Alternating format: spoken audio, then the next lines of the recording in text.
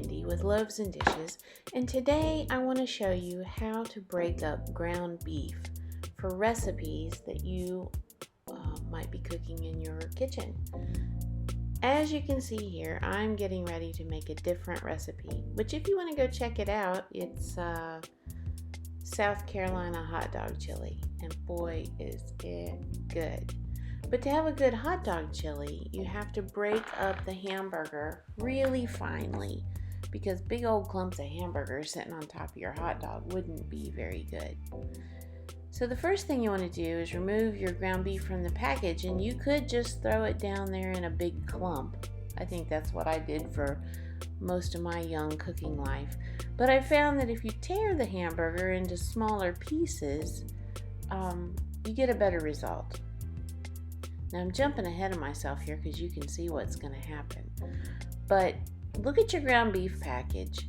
If it is a really low fat content, so like if it's an 80-20 or a 90-10 ground beef, you may want to add a little oil to your pan to start, because otherwise it's going to want to stick. See, mine's sticking a little bit there anyway. So tear that meat up, add some oil before you start if it's a low fat content. And then with the torn meat, you're going to want to use a potato masher. That's what that thing was I was using there. A potato masher. Mash that hamburger really good. You can see that it's not quite fine yet.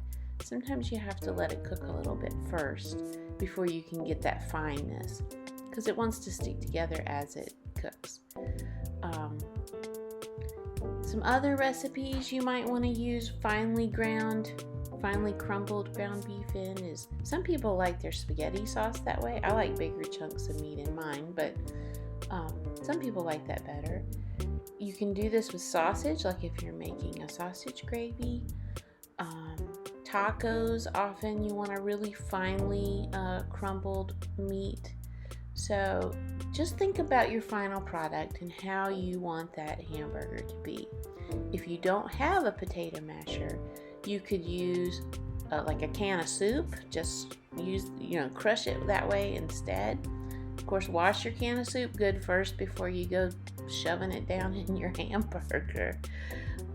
You can see the hamburger's really starting to brown here, and I've probably left it alone a little bit too long. I was doing something else related to this recipe while the ground beef was cooking.